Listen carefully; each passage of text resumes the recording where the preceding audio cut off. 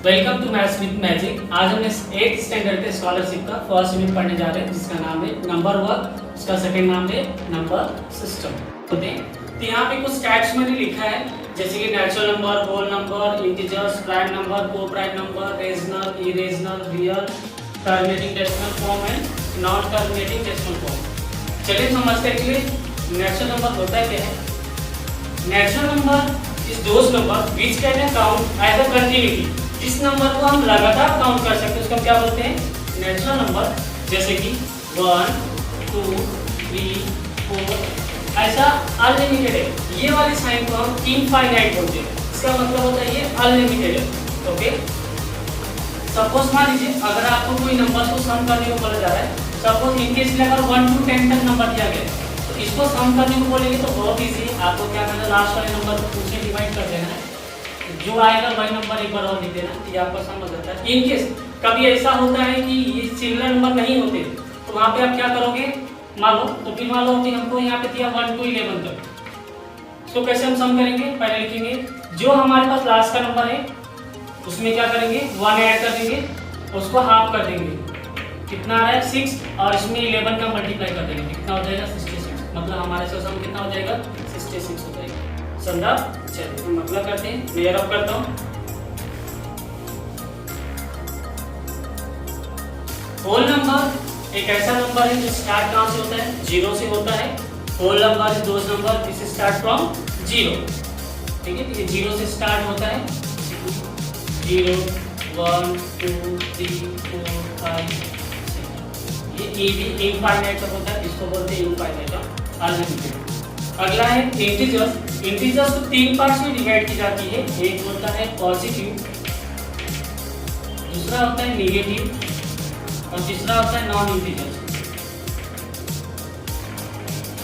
Positive में क्या रहता है, जैसे कि हम लिखते हैं यहाँ पे +1 +2 +3 +4, ऐसे इनफाइनाइट तक होता है। नेगेटिव वाले में भी सेम ऐसा -1 -2 -3 -4 और ये भी इनफाइनाइट। नॉन इंटीजर्स में क्या होता है, दोनों साइन एक साथ कंबाइन हो जाते हैं, तो यहाँ पे क्या हो जाता है +-1 +-2 +-3 ऐसे नंबर। नंबर क्या होता है, prime number is those number which is divisible by 1 and itself. Just like सबसे स्मॉलेस्ट नंबर क्या होता है, 2 3 5 7 11 ऐसे नंबर। अगर आपसे किसी ने पूछ लिया कि 1 से 50 के बीच में कितने प्राइम नंबर्स होते हैं, तो आपको बताना चाहिए तो 1 to 50 के बीच में 15 प्राइम नंबर्स होते हैं, और 50 to 100 के बीच में 10 प्राइम नंबर होते हैं। तो टोटल 25 प्राइम नंबर होता है 1 to 100 के बीच में। ये आपको पता होना चाहिए। अगर किसी ने आपसे पूछा 1 to 50 के बीच में कितने प्राइम नंबर होता है, तो 15, और 50 से 100 के बीच में कितना होता है 10। अगर डायरेक्टली 1 to 100 पूछेंगे तो 25। वापस को प्राइम नंबर क्या होता है, जिसका एलसीएम क्या आता है 1 आता है।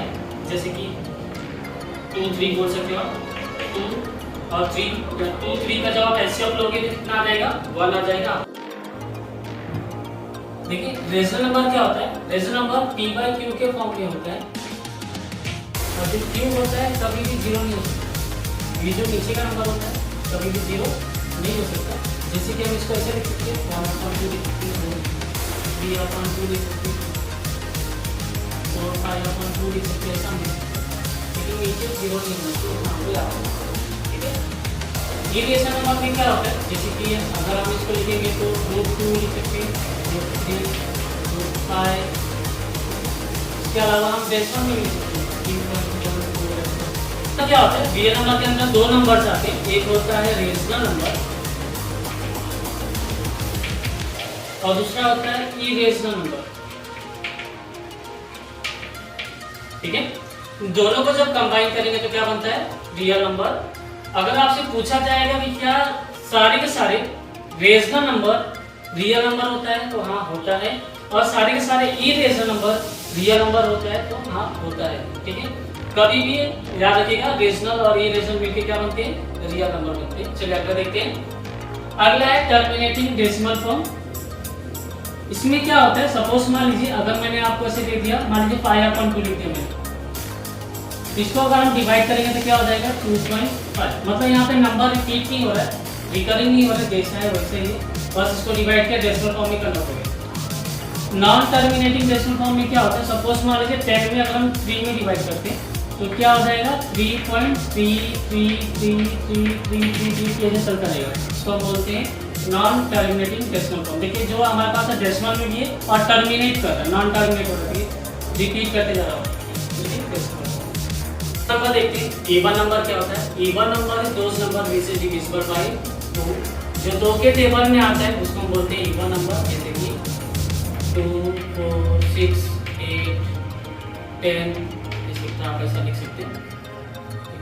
कंपोजिट नंबर एक ऐसा नंबर होता है जिसको एटलीस्ट 3 फैक्टराइजेशन होना चाहिए, उस नंबर के 3 फैक्टर्स होना चाहिए।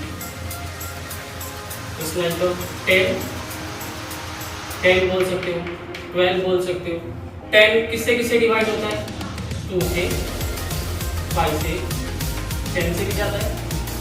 12 2 से, 3 से, 4 से, 6 से, एटलीस्ट 3 नंबर से डिवाइड होता है और नंबर उसको बोलते हैं कंपोजिट। इस नंबर के एटलीस्ट 3 फैक्टर्स निकलने चाहिए।